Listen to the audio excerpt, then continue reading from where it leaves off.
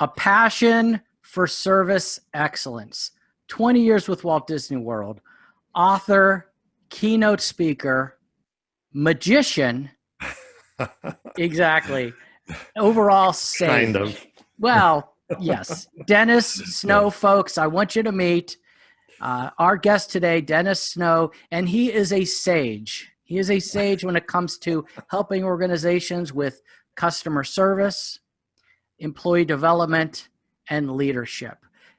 Dennis, how you doing this morning? I'm doing great, Chuck. It's great to see you. Yeah, I'm glad to be participating with this podcast. Yeah, I am so excited to have you here, and for a couple of reasons. Number one, 30 years ago, Dennis, I was driving antique cars on Yeah. Main Street, USA. I was working at Magic Kingdom Guest Relations, a young kid right out of college, Yeah. and you were my supervisor. Yeah. I don't think I ever had to reprimand you, did I? No, you Yeah, never did. good, But I got to good. tell you, you look exactly the same. I'm sure I do too. I didn't have the Yeah. beard, right? No beards Yeah. back then. I could picture you right now. I could put you right in that antique car and nothing would be different. That's awesome. I'm so excited to have you on here. You were one of my first supervisors ever, and it's just exciting to have you on the show. So let's start with what did you bring with us? I have my official show mug. What do you Right. got for us today, I Dennis? have a coffee mug with one of my grandchildren, Lincoln. I've got two grandkids, Lincoln and Trinity. Wow. And so I have a Lincoln cup and I have a Trinity cup, and today's my Lincoln day. So it's a Starbucks blend that I'm drinking, but yeah, my grandson, Lincoln, and my grandkids are my pride and joy. That's all I want to do is hang out with them. I cannot believe you have grandkids. Yeah. And they're great for magic because I can actually fool them. Yeah. In fact, I should have asked you if you brought any magic tricks with Yeah, us. well, I don't think I could fool anybody older than 6. So. No, well, I'll tell you what. Maybe we'll have you back in a couple of weeks or so, and you can do a magic trick to us and tie it to customer service or something like that. So I know you started at Disney on the Captain Nemo ride. And right, I know 20,000 Leagues Under the Sea. 20,000 Leagues Under the Sea. Absolutely. And you are now an international sensation. You have YouTube videos. You are out there speaking to hundreds and thousands, audiences of hundreds of thousands of people. So talk to us about your journey. 20 years with Disney. Now you are out there on your own. You are helping organizations grow. And like I said, a passion for service excellence. But talk to us about your journey and how you got to where you are and what made you. And from a Disney perspective, it's kind of a similar story to a lot of people who are there. Like you, I did start out on the front lines. My first job there was working at 20,000 Leagues Under the Sea, Captain Nemo. Did such a great job with that they sent me to work at It's a Small World. And I heard that song 8 hours a day, and please, Chuck, do not start singing it. I would have to go back on the medication. And then I did get into management in the early 1980s and managed different locations. And so at one point I was your supervisor on Main Street. One of the things that I discovered throughout the early days of my Disney career was a love for training. I really enjoyed training, new cast members who were coming into whatever area I was working in, new supervisors. And so you're familiar with the Disney University, of course, which is Absolutely. the internal training arm of the company. And so I managed that for several years. And then we had spun off a division called the Disney Institute, where companies would come down to benchmark best practices. So the last few years of my Disney career, I managed a division of that, and that was wonderful. And then in 1999, I hit my 20-year anniversary, and I thought, that's a good round number, 20 years. I was still fairly young at the time, so I thought I'm going to go out on my own and give this thing a shot. So I've been doing this now for 21 years, helping other organizations, primarily in the area of the customer experience, and helping to raise the bar of the customer experience, as from speaking, training, consulting, writing, all of those things. And as you said earlier, that's something I really do have a passion for. is delivering that outstanding customer experience and helping companies to implement that in their operation. Right. And I know with all the things you're doing, a big portion is keynote speaking. You are out there speaking to audiences of hundreds, thousands of people. Not so much right now, but not right now. With Yeah. things going on in the world right now with the coronavirus, I get it. But talk to me about what you talk about. What is your overall message to organizations? Absolutely. And the and again, right now with what's going on, a lot of it is being done virtually, but it's the same core message. And it does go back to Disney. When Disney asks people what impressed them, what keeps them coming back, what are the things that they love about Disney, 9 times out of 10, they talk about how clean the place is, how friendly everybody is, how organized. And then somewhere down the line, they might mention, oh, and we love the attractions. We love the rides. Mm-hmm. And so, and I think that's a very important point and we used to talk about this in training at Disney, is Disney's not selling rides. They're selling an experience, right? Because rides are commodities. There's a lot of places you can go to get rides. Now, the rides do have to be great, right? We can't discount that. But there's a lot of places to get thrill rides. So they focus in on the experience. So the moment you start planning your vacation to Disney to the moment you leave at the end of your vacation, everything in between, that's the product, because it's the experience. So when I work with organizations, what we do is we take a step back from the physical product or service that they may be offering to their customers, because again, people have a lot of choices for whatever it is they offer. And let's look at the overall experience and look at each stage of the customer journey. And how can we move from a mediocre or average experience to an excellent experience at each step of that journey that customers go through? So we focus in on key principles, like looking at everything through the lens of the customer. Because a lot of times, we design and we look at our processes through our own internal lens. How do we do this to make it easy for us versus the customer experience? So looking at everything through their lens. A concept that I call everything speaks. That every detail either enhances the experience or it detracts from the experience. You remember from Disney days, the whole idea of on stage and backstage, right? Remember? Right. And you oh, taught absolutely. that. You taught that. So the example that we loved to use, and I still use to this day, is imagine you bring your child to Disney World and walks up to Cinderella and tugs on her dress, and she has a cigarette in one hand and a cup of coffee in the other hand. It says, "Kid, I'm on break." The magic is gone. There'd be years of therapy involved, and the magic is gone. So everything speaks. So again, when I work with organizations, what are the details then that could take away from the customer experience, from clutter in the aisleway to a dirty service vehicle that shows up at my house? And what are the other everything speaks commitments we all need to commit to make sure that those distractors do not occur? Mm-hmm. And then the third thing that I focus in on is creating moments of wow. How can we just do those little touches, those little moments that somewhere in the back of a mind, the customer's mind, make them think, wow. I talked about my grandchildren. My granddaughter, Trinity, she is 6 years old. And when we go out to Disney World, one of the things that she loves to do is put on the Disney princess costumes. She has every Disney princess costume. And one of the little moments of wow is that all the cast members will call her by her princess name. Hey, Jasmine, I can't believe you're here today. Or Snow White, I can't believe you're here today.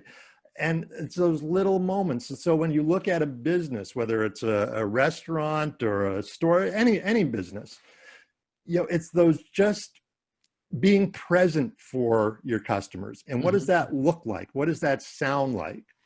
And so those 3 key principles, and then from a human resources perspective, how do you build that? How do you build those things into the culture of the organization? So that's what I've spent the last 21 years focusing in on. Okay.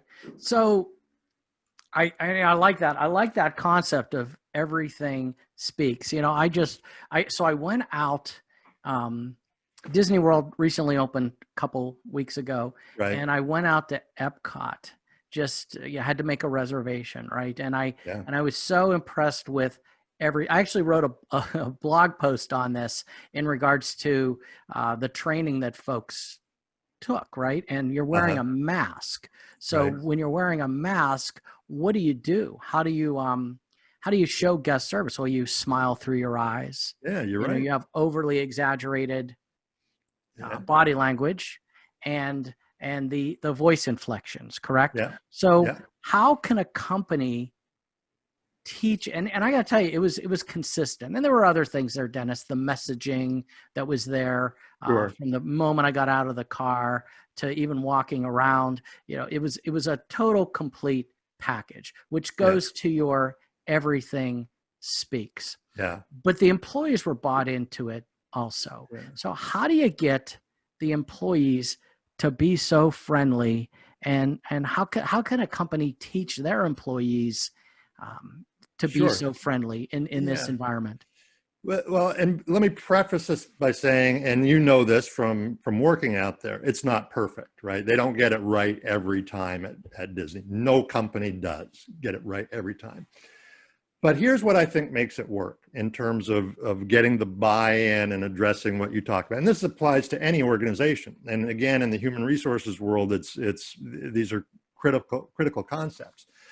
Is first of all, we have to be very clear about what the experience is supposed to be.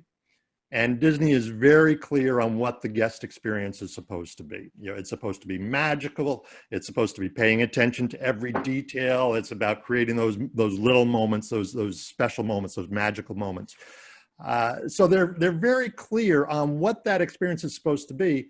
And so if that's what we're trying to create, then let's make sure we design our hiring process, which you were involved in, to make Mhm. sure our hiring process is designed to ensure that we're bringing in people wired to deliver that experience.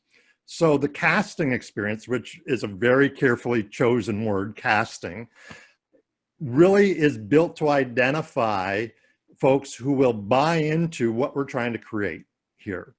Then the training, when we onboard new cast members, you know, they go through Disney traditions, and that's the beginning of it, where we talk Mhm. about why we do things the way we do, the history and the service standards and all of those things, right? And we go into great detail on that. It's not 10 minutes in a new hire orientation. It's a significant component of it. Some people say it's the brainwashing session. And I said, no, it's the good business session. You want to make sure that people know exactly what's expected. And then when you go, for example, when you went out to be trained then on the antique vehicles on Main Street, you're trained on how those service principles fit into that particular job. And Mhm. then anytime you're moved somewhere else, it's part of the training. And so the coaching, the all of the different types of communications, that you have to be relentless about keeping that message. One of the questions that I always get asked, and I'll bet you do too, is people say, how long is the training at Disney?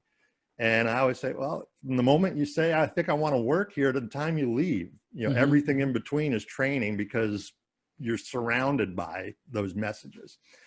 And then accountability. You know, we were held accountable for delivering that magic, right? I mean, that was one of the things that it was non-negotiable.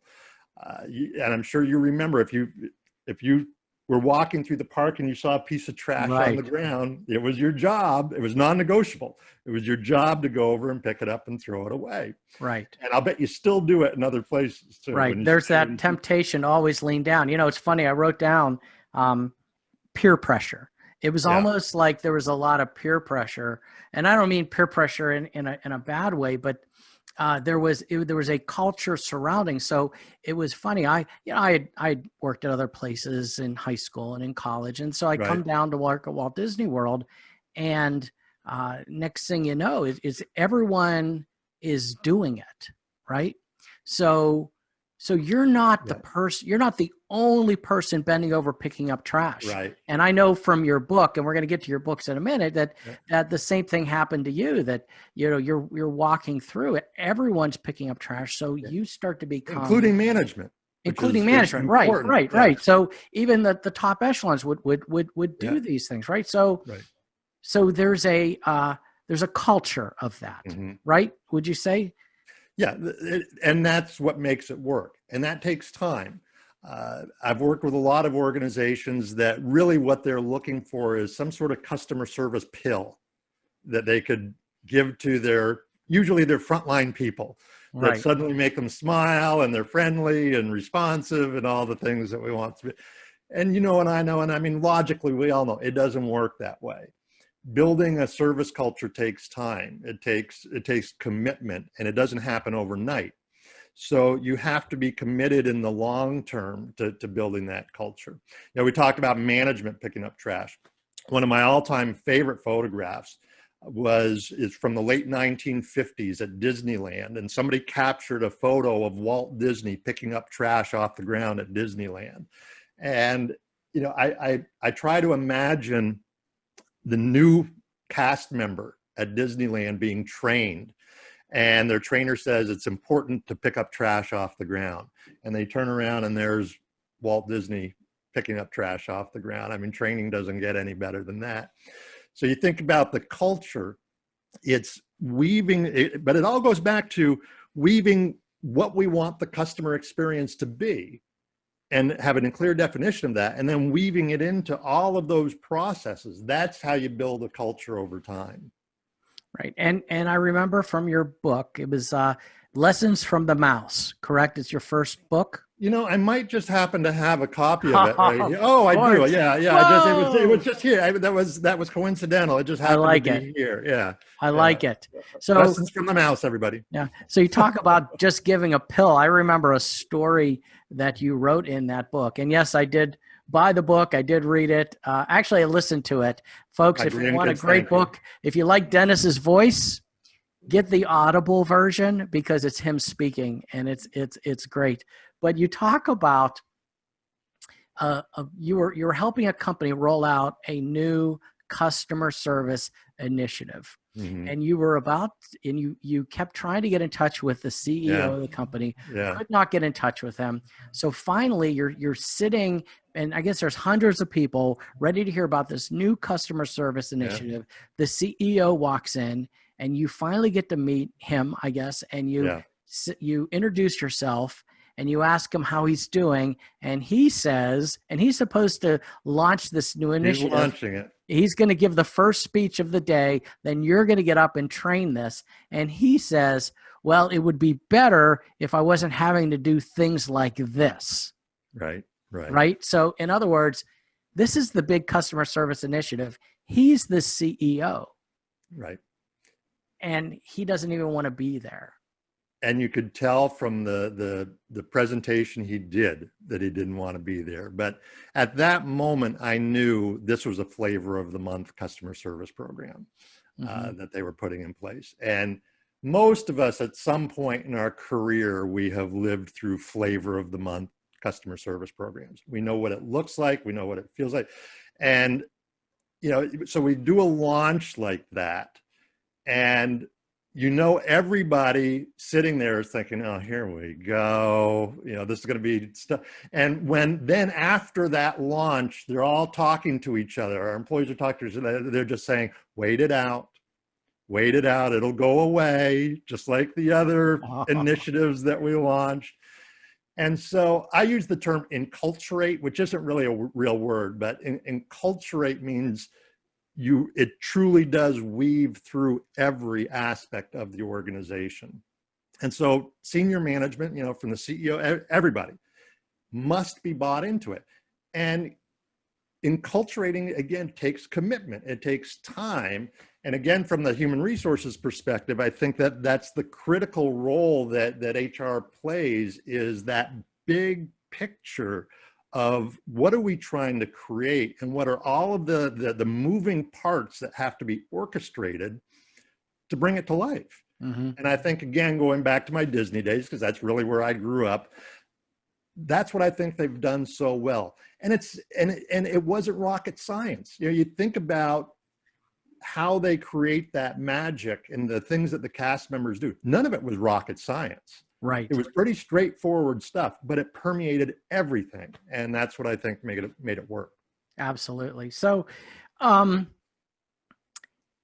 you're talking about management, right? Mm-hmm. And I wrote it down here. You're talking about leadership. You're talking about employee development, and I hear you talking about customer service. Those seem to be the three themes that are coming through. And I know Mm-hmm. we've talked prior to this that those are very important to you. I was wondering if you could share with our audience today how intertwined those three things are: customer service, employee development, and leadership. Yeah. And really, I think the umbrella that you have to put over that is the culture. All right. That's the umbrella that really needs to go over those things. So the customer experience goes back to what I talked about before. You know, what do we want that experience to be? And one of the things that I work with organizations, and I would suggest to the people watching this, is what are three things you would want your customers to say about their experience with your company? If they were talking to somebody else, what are three things that you would want them to say? Because that really gets you laser focused on what your differentiator is going to be. Then what needs to happen in order for our customers to say those three things? So now you're starting to look at look at things behaviorally. So that's the customer experience. Now, from employee development, it's now, okay, how do we get that out to everybody and make sure that everybody is very clear on what that means in the various roles of the organization? How do we keep them inspired about this? How do we keep this, make sure that there's consistency, as you said when you went out to Epcot, how it was consistent. How do we make sure that happens? That's the employee development side of things. Mm-hmm. And then from the leadership perspective, we as leaders, we need to be relentless in reinforcing that and communicating that. And this is the challenging part that most of us are uncomfortable with. How do we hold people accountable for it? What happens if somebody isn't living those values? What do you do? And I always say, as leaders, never let the coaching moment go and never let the recognition moment go, because that's all real-time training now. A smoking Cinderella situation happens, whatever that might be in somebody's organization. What do you do? And if you let it go, then it's a flavor of the month program and it's going to go away. Again, as leaders, we need to be the ones that keep the message in front of people all the time. I know one of the things that you talk about is the difference between leadership and management. Mm-hmm. And I think, in leaders, as leaders, and we all have both roles, the percentages may vary based on the level that we are in the organization. But as leaders, our role is the setting the strategy, the vision, where we're going, inspiring that. As managers, we're responsible for execution, and making sure that certain things happen in certain ways. And that's where things like accountability and recognition and, those day-to-day decisions that we make come into play. So those three elements, while I talk about them separately, they're really intertwined under that umbrella of culture. Okay, so either that made no sense at all, or you're stunned into silence. No. I was making a note. Look, see, I have notes. I'm making notes.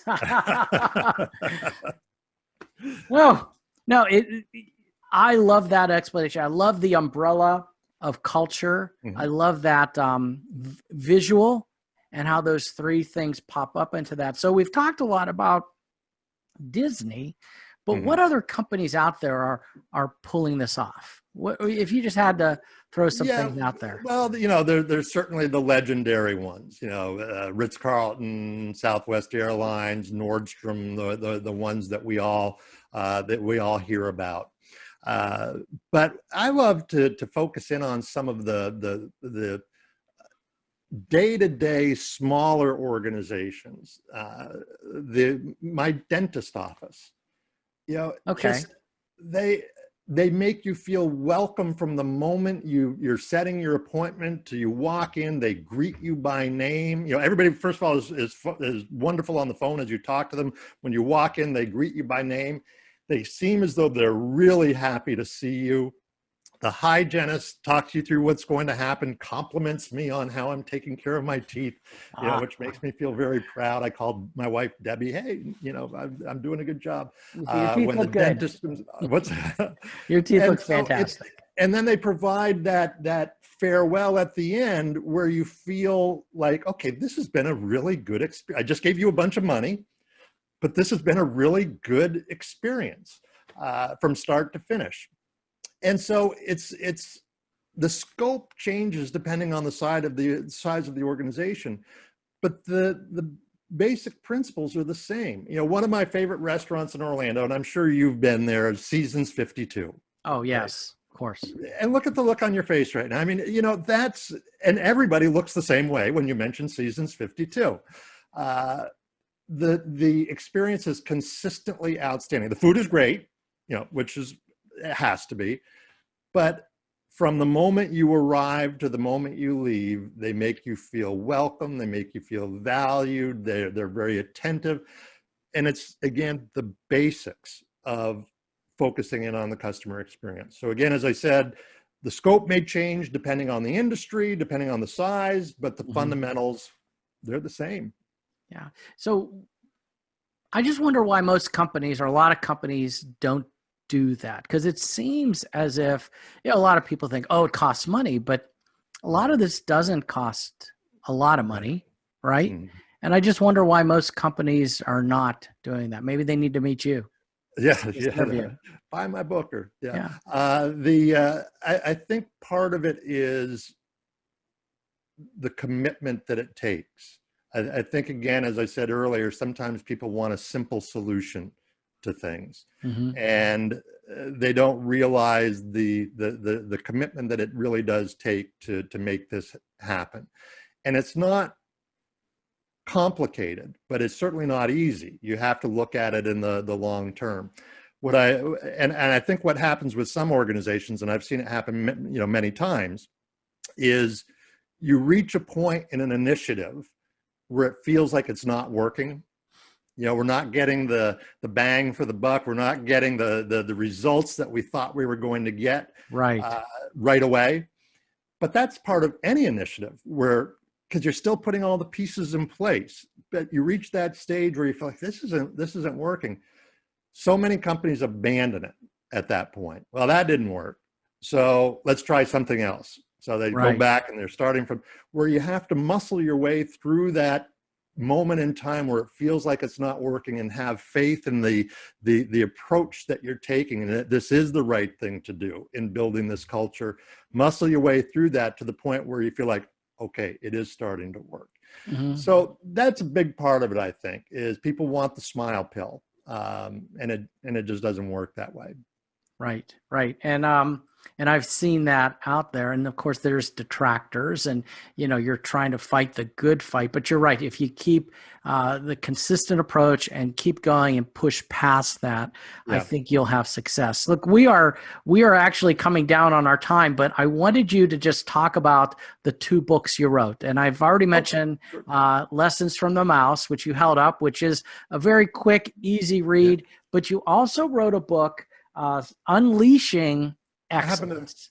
That one happened just coincidentally, again, was right next to me as well. That's awesome. Yeah, Unleashing Excellence. So Lessons from the Mouse is sort of the day-to-day customer experience thing. What are the things that you can do to create that great customer experience? Never let backstage come on stage. Create moments of wow. Never say that's not my job.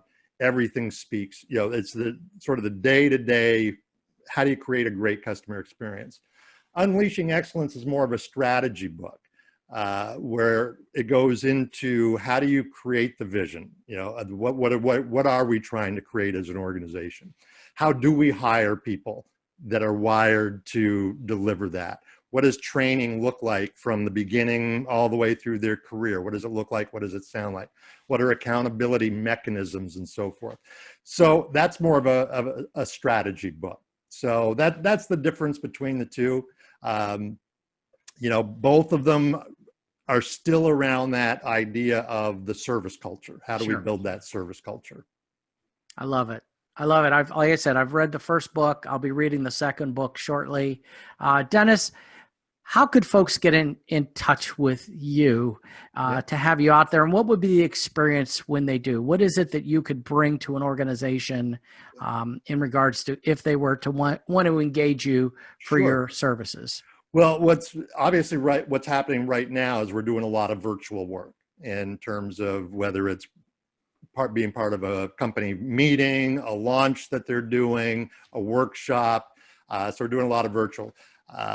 Before all of this happened, of course, it was presentations and training sessions that I would do.